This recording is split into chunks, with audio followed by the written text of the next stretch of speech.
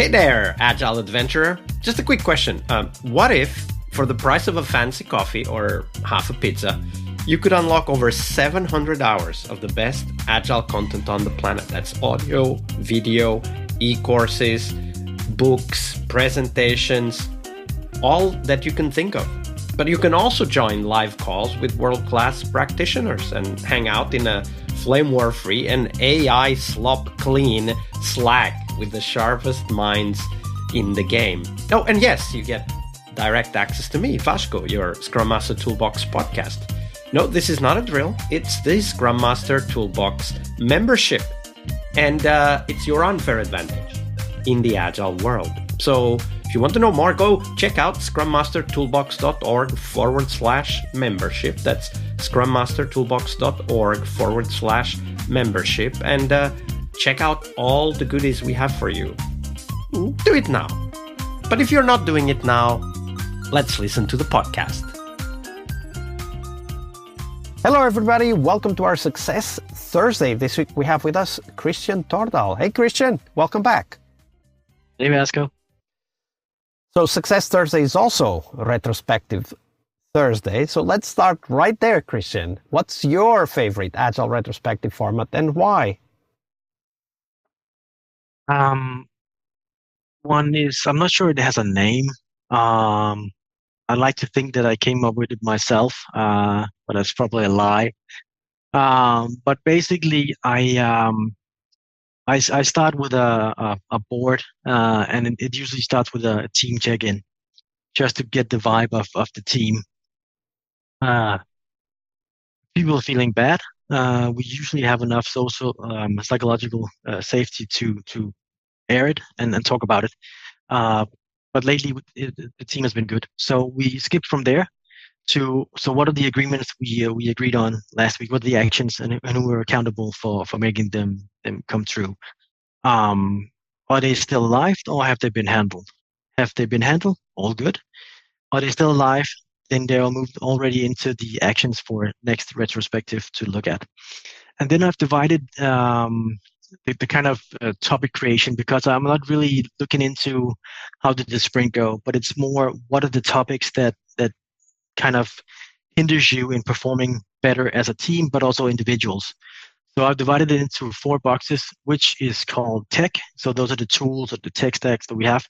One is called team. So what's within the team, and then outside of the team, and then kind of a mixture of all these. So we call it a parking lot. It's a bad name because it kind of gets forgotten when you call it that. And then we kind of go into the topic creation, and the reason why I did the 4 groups is then we have already grouped it, so we don't have to spend time on that. And when we have created the topics, whoever created it runs through it, so we have a context for it, and then we dot vote for what are the most present ones that we need to attend to now. And then we kind of discuss it and figure out maybe who needs to go with this one and who's accountable, and then we write the action down. And that's kind of the format that I have for the 2 teams that I'm responsible for. So if you think about facilitating that format, what are some tips you've learned from experience that make that format work? I think what makes it work that it's very grounded. It's real operational problems. I think one of the reasons also why it works is that I have ensured that as an owner to an action, so we actually do something about it instead of it's, oh yeah, I remember that. Wasn't someone supposed to do something about it? So it kind of creates progress and accountability in that sense. Absolutely. And you call it operational.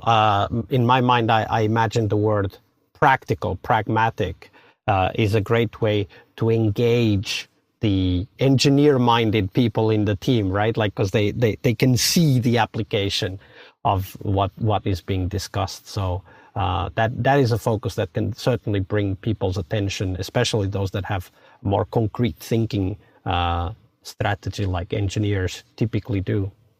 Right? And we do these retrospectives because we want to help team succeed and hopefully ourselves succeed as well. So Christian, share with us, when you think about your own success as a Scrum Master, what does that mean? A good question.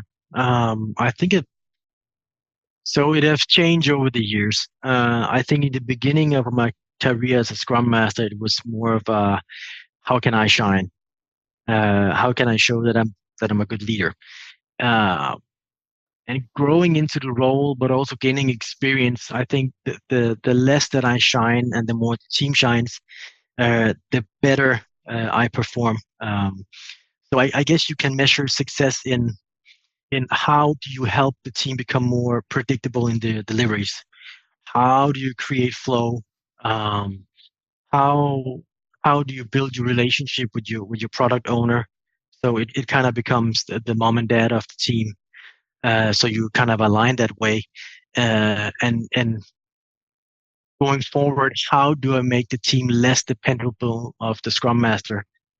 So we have this cross-functional and self-managing team. I always have the analogy of when you become a parent, you are responsible for that individual. So in Denmark, you are considered an adult when you turn 18.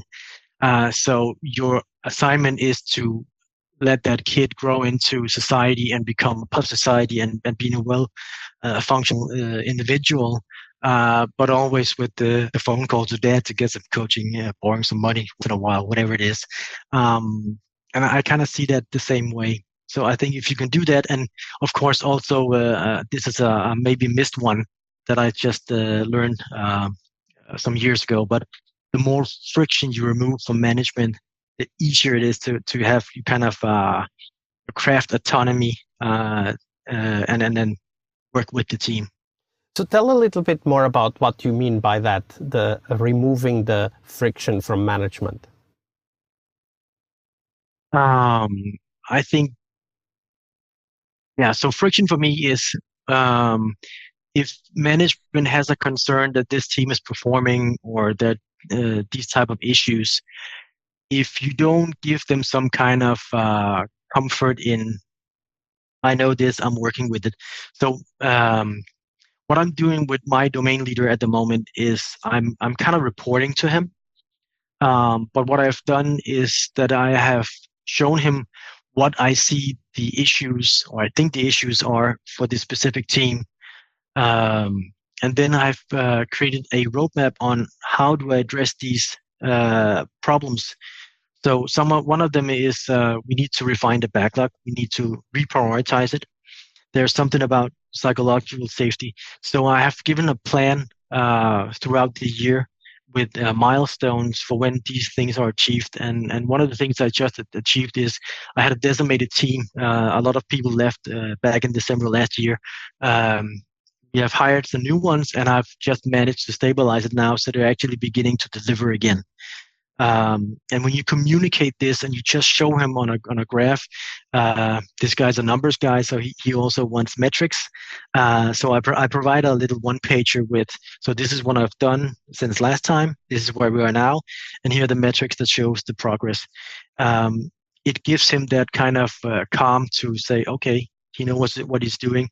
I don't need to pay attention and look that way. I can do something else. So that's removing friction for me.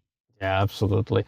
And when you think about removing friction, we obviously want to enable the team to kind of, take over basically ownership of the work that you're doing. When you think about that process that you go through when removing friction, what are you hoping to see as behaviors at the team level that kind of illustrate that, yeah, this is actually working. I am successfully removing that friction?